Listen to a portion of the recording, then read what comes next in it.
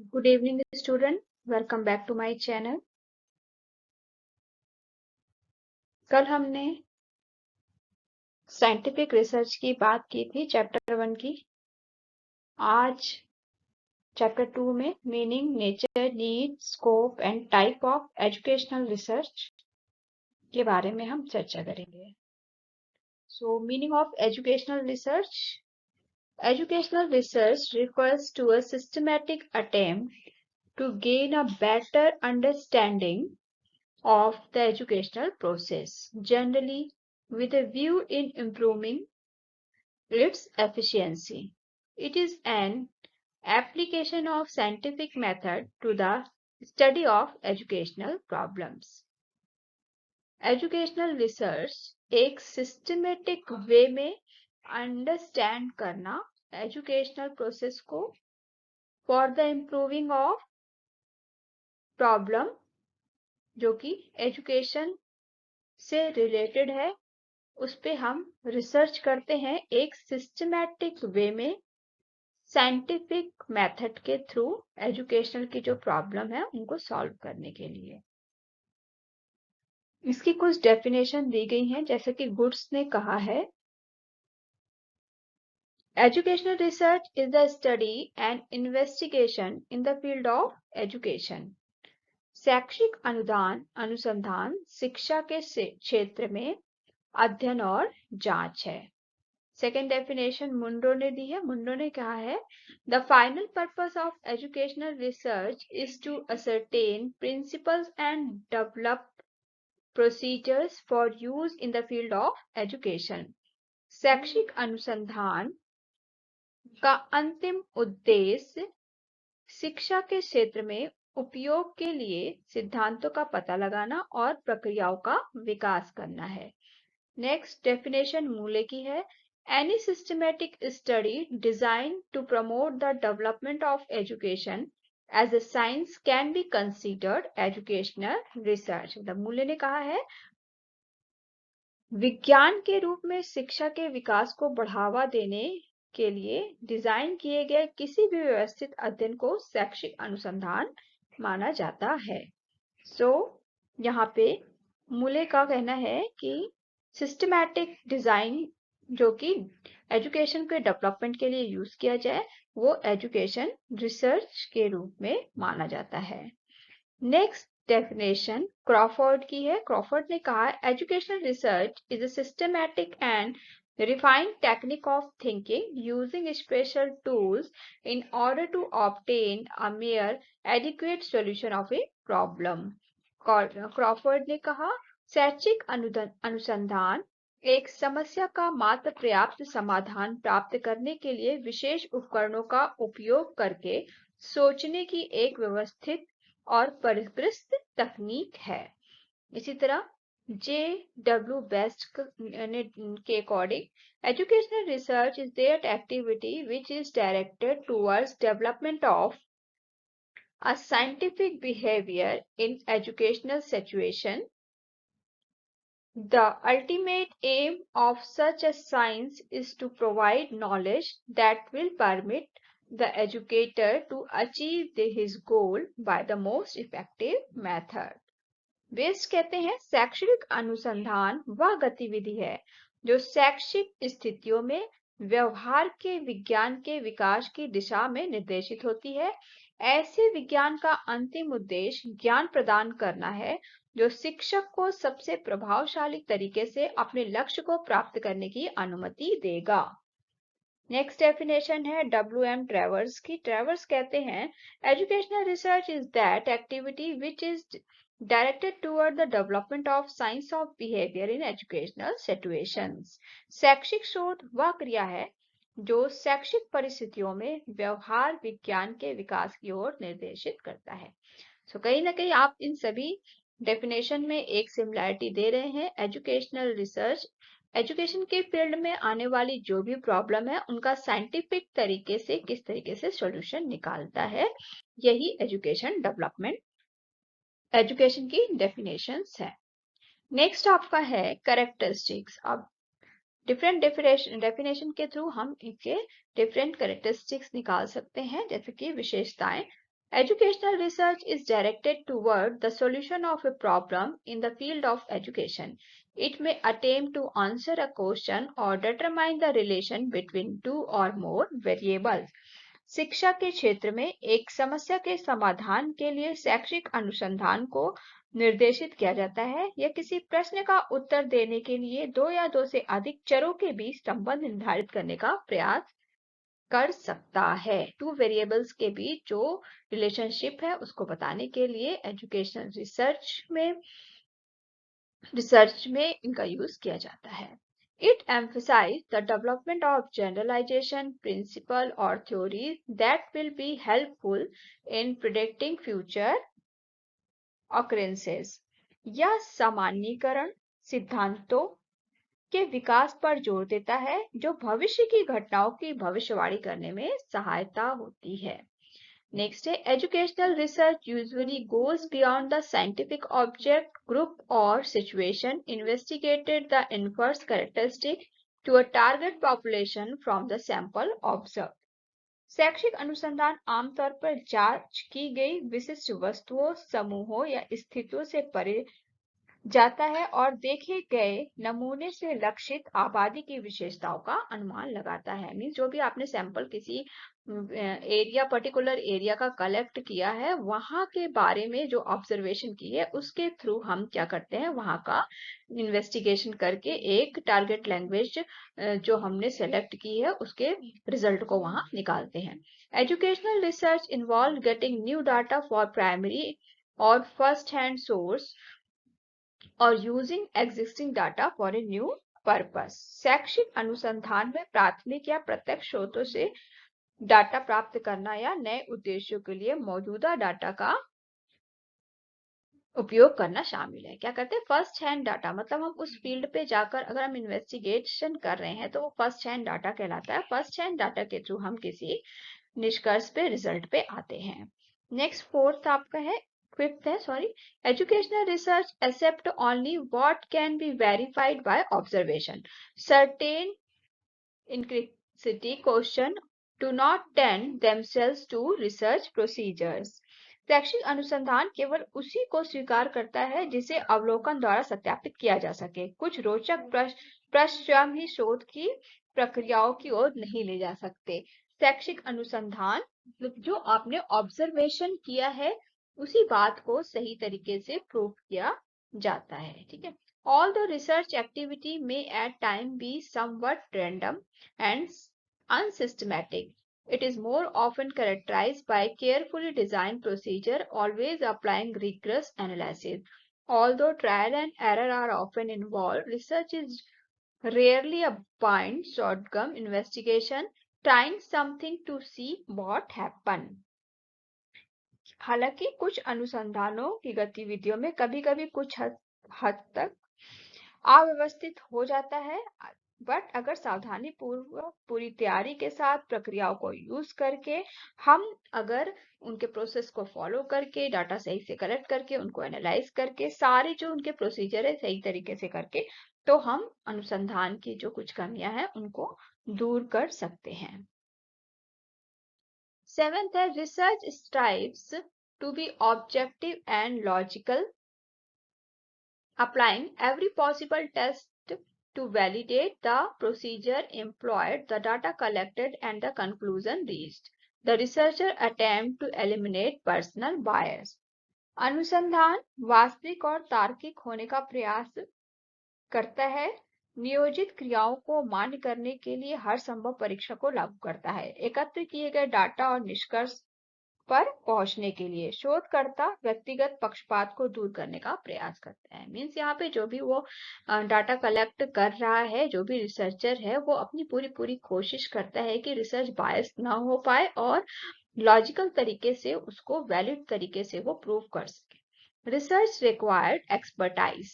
The researcher know what is already known about the problem and how others have investigated. अनुसंधान के लिए विशेषज्ञता की आवश्यकता होती है। शोधकर्ता जानता है कि समस्या के बारे में पहले से ही क्या ज्ञात है और दूसरों को जांचिए। मतलब मीन्स कि जो भी रिसर्चर है वो एक्सपर्टाइज होता है अपने फील्ड में, वो जिस भी फील्ड में रिसर्च कर रहा है और उसको पहले से ही पता होता है कि इन्वेस्टिगेशन के दौरान कौन कौन सी प्रॉब्लम आने वाली है, उसको सॉल्व करता चलता है। Education research involves the quest for answers to unsolved problems. Publishing back for frontiers and ignorance is its goal. Originated it frequently and quality of a good research project. शैक्षिक अनुसंधान में अनसुलझी समस्याओं के उत्तर की खोज शामिल होते हैं। अज्ञानता की सीमाओं को पीछे हटाना इसका लक्ष्य है और मौलिकता अक्सर एक अच्छी शोध परियोजना का गुण होती है।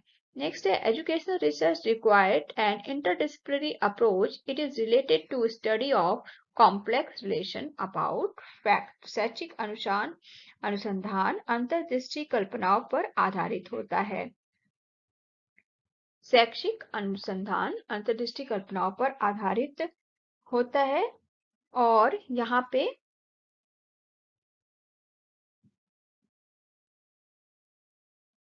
कॉम्प्लेक्स रिलेशन और फैक्ट को जो है वो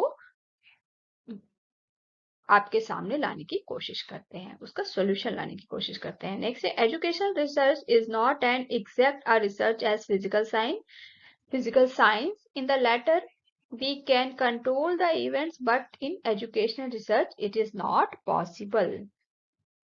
शैक्षिक अनुसंधान भौतिक विज्ञान की तरह सटीक शोध नहीं है। उत्तरार्ध में हम घटनाओं को नियंत्रित कर सकते हैं, लेकिन शैक्षिक अनुसंधान में यह संभव नहीं होता है।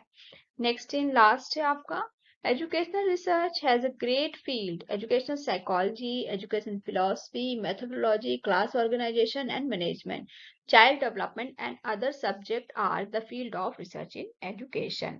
शैक्षिक अनुसंधान का एक महान क्षेत्र है, बड़ा क्षेत्र है। शैक्षिक मनोविज्ञान, शैक्षिक दर्शन, कार्यप्रणाली, वर्ग संगठन और प्रबंधन, बाल विकास और अन्य विषय शैक्षिक अनुसंधान के विषय। नेक्स्ट आपका है need and importance of educational research. Educational research की आवश्यकता और महत्व। Research in education as in other field is essential for providing useful and dependable knowledge through which the process of education can be made more effective. There are various considerations which emphasize the need for research in education. Education has strong roots in the field like philosophy, history, economics, psychology, philosophical, historical, economics, psychological, sociological impact on various aspects of education that sound theories can be established. So, दर्शन, इतिहास, अर्थशास्त्र, मनोविज्ञान और समाजशास्त्र जैसे क्षेत्रों में शिक्षा की जड़ें मजबूत हैं। शिक्षा के विभिन्न पहलुओं पर दार्शनिक, ऐतिहासिक, अर्थशास्त्र, मनोवैज्ञानिक और समाजशास्त्री प्रभाव के बारे में वैज्ञानिक जांच की गहन प्रक्रिया के माध्यम से ही अच्छे सिद्धांत को स्थापित किए जा सकते हैं। नेक्स्ट आपका है education is considered as much as science as an art. As a science, it has the corpus of knowledge. Since education depends on corpus of knowledge, there is a need to add scientific knowledge to it for enrichment and improvement. As an art, education seeks to impart knowledge effectively. For example, how can the teacher play an effective role in the classroom and outside? It is a vital question before educationists. It needs careful research effort to enhance teacher effectiveness. Teacher की effectiveness को कैसे बढ़ाया जाए, या एक question है और classroom में कैसे टीचर अपने आप को प्रेजेंट कर रहा है। यहाँ पे रिसर्च को बोला गया है कि जो एजुकेशनल रिसर्च है वो साइंस के साथ साथ आर्ट भी है, दोनों ही है। साइंस इसलिए क्योंकि साइंटिफिक चीजों का प्रयोग करके हम एजुकेशन में इम्प्रूवमेंट ला रहे हैं। आर्ट के थ्रू, क्योंकि टीचर किस तरीके से क्लासरूम में इफेक्टिवली पढ़ा रहा है, ये एक आर्ट है। The slogan of democratization of education resulted in the expansion of education. It has given rise of numerous problems. like the problem of individual differences, expansion, buildings, discipline, and so on. Solution of such problems by trial and error or by experience from tradition and authority often yielded erroneous result. We need solution based on research so that the coming generation is not left to the mercy of error of outside sins of tradition, ignorance and prejudice. शिक्षा के लोकतांत्रिकरण के नारे के परिणाम स्वरूप शिक्षा का विस्तार हुआ। इससे नई समस्याओं को जन्म दिया है, जैसे व्यक्तिगत अंतर, विस्तार, भवन, अनुशासन आदि की समस्या। परीक्षण और त्रुटियों की परंपरा और अधिकार से अनुभव द्वारा ऐसी समस्याओं का समाधान अक्सर गलत परिणाम देता है। हमें शोध के आधार पर समाधान करना चाहिए। जो भी पुराने हमारे प्रेजुडाइज बने हुए हैं, हमारी धारणा बनी हुई है, अगर उनको हमें दूर करना है तो क्या होगा, साइंटिफिक तरीके से हमें रिसर्च करके प्रॉब्लम का सॉल्यूशन निकालेंगे, तभी ये पॉसिबल हो सकता है। Fourth last chapter, during the last 2 decades, great changes have taken place as a result of the rapid scientific and technological developments. Education has to play an important role so that we can accept the change in a smooth way. It can do so by bringing improvement in the existing curriculum, textbook method, teaching and evaluation. So, पिछले 2 दशकों के दौरान तेजी से वैज्ञानिक और तकनीकी विकास के परिणाम स्वरूप बड़े बदलाव हुए हैं।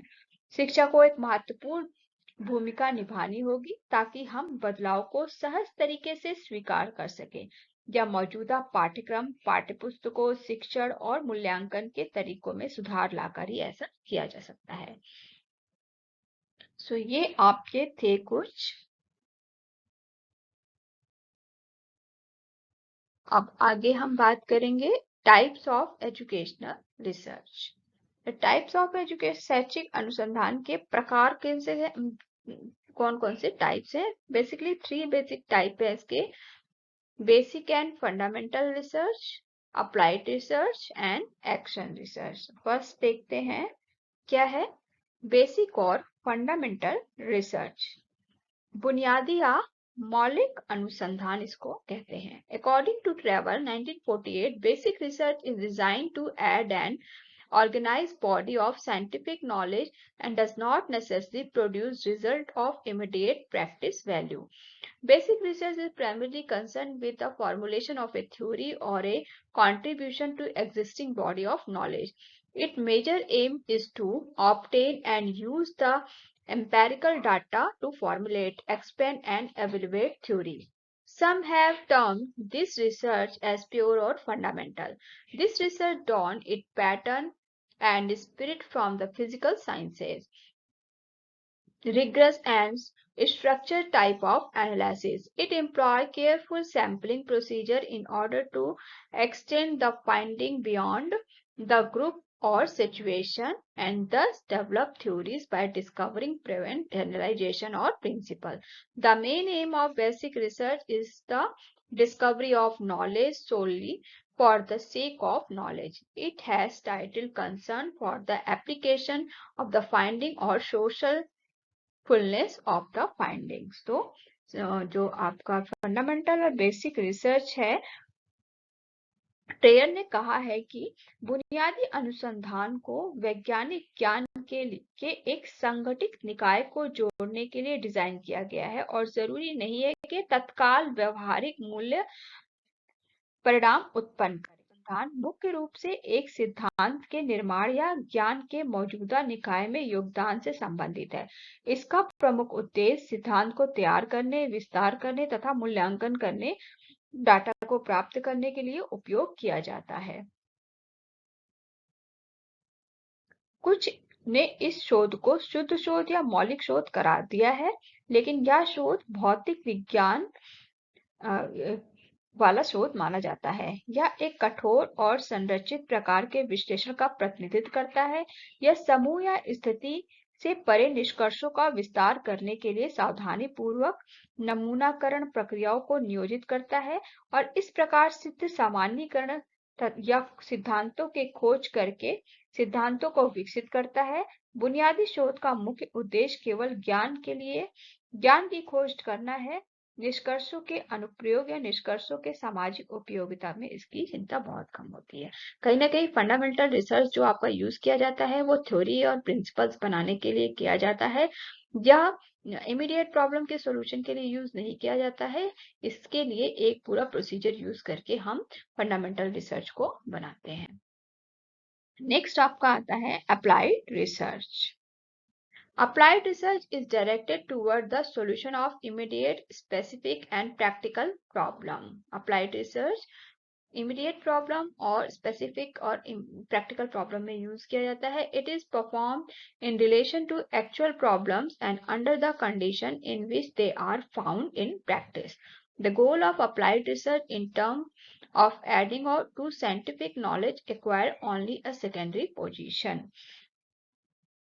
It places importance on the problem here and now.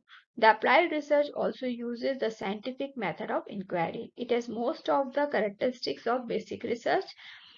Its methodology, however, is not as rigorous as that of basic research. Moreover, its findings are to be evaluated in terms of local applicability and not in terms of universal validity.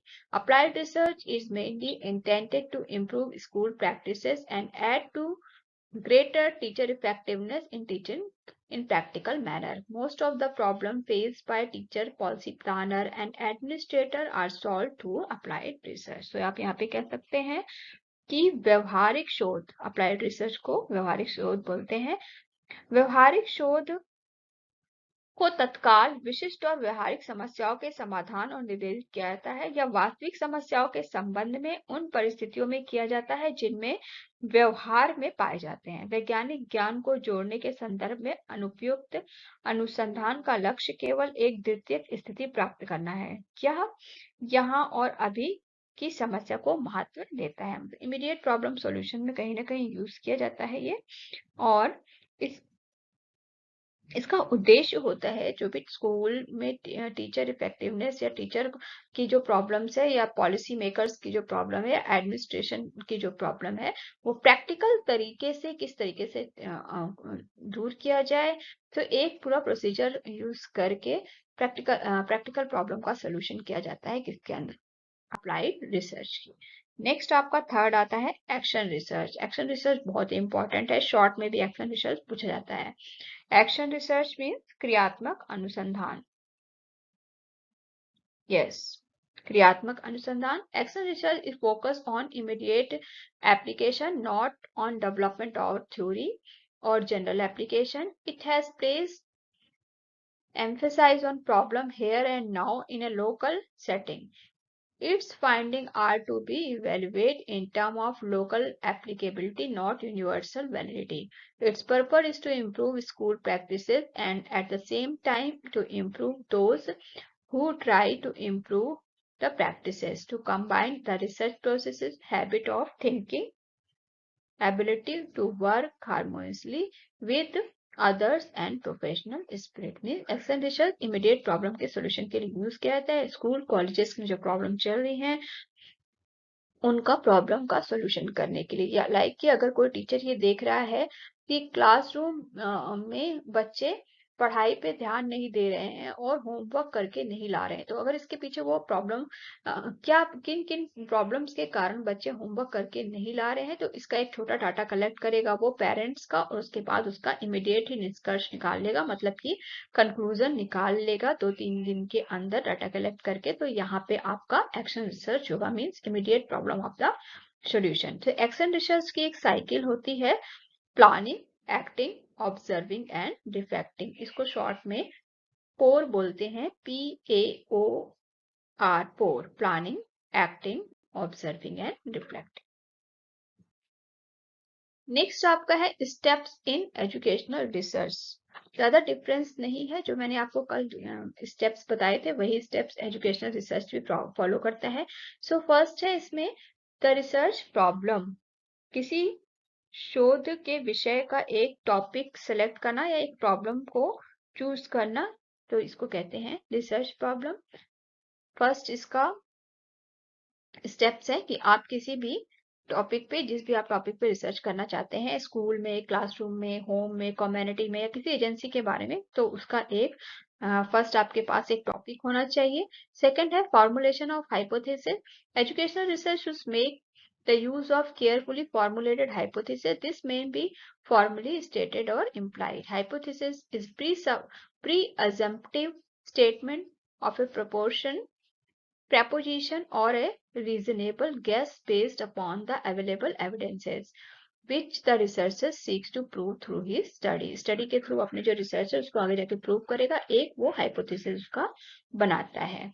Next आपका third है इसमें method to be use. कौन से method आप अपना research में use करेंगे, कौन सा तरीके से करेंगे। The selecting of research method to be used is of utmost importance in the research process.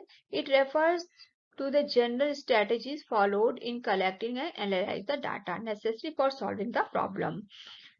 The research methods are generally classified in three categories: historical, descriptive, and experimental.